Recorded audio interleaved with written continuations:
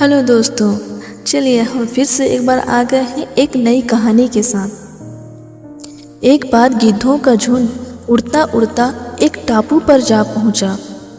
वह टापू समुद्र के बीचों बीच स्थित था। वहाँ ढेर सारी मछलियाँ, मेंढक और समुद्री जीव थे। इस प्रकार गिद्धों को वहाँ खाने पीने की कोई कमी नहीं थी। सबसे अच्छी बात यह थी कि वहाँ गिद्धों का शिकार करने वाला कोई जंगली जानवर नहीं था। गिद्ध वहाँ बहुत खुश थे। इतना आराम की जिंदगी उन्होंने पहले कभी नहीं देखा था। उस झुंड में अधिकांश गिद्ध युवा थे। वे सोचने लगे कि अब जीवन भर इसी टापू पर रहना है, यहाँ से कहीं नहीं जाना है, क्योंकि इतना आरामदायक जीवन कहीं नहीं मिलेगा। लेकिन उन सब के बीच में एक बूढ़ा गिद्ध भी था।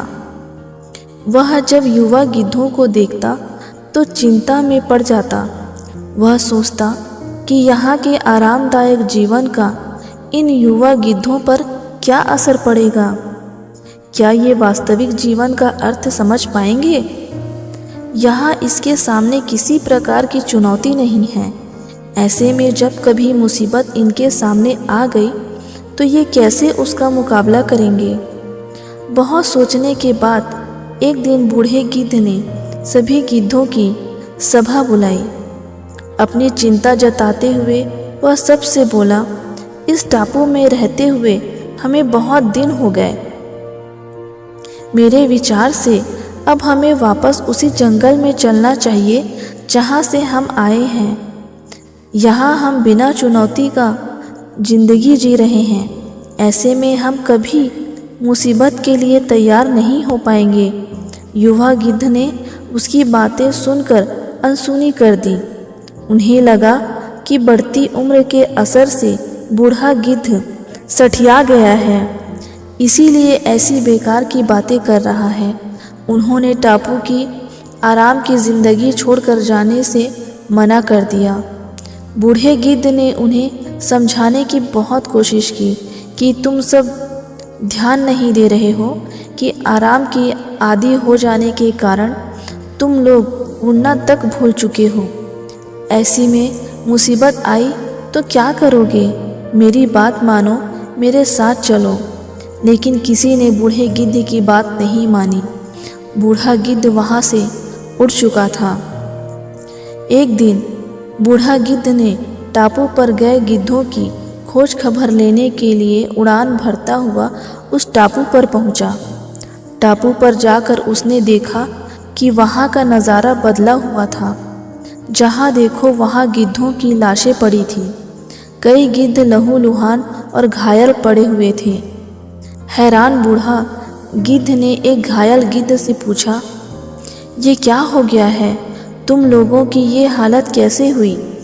घायल गिद्ध ने बताया, उसके जाने के बाद हम इस टापू पर बड़े मज़े की ज़िंदगी जी रहे थे।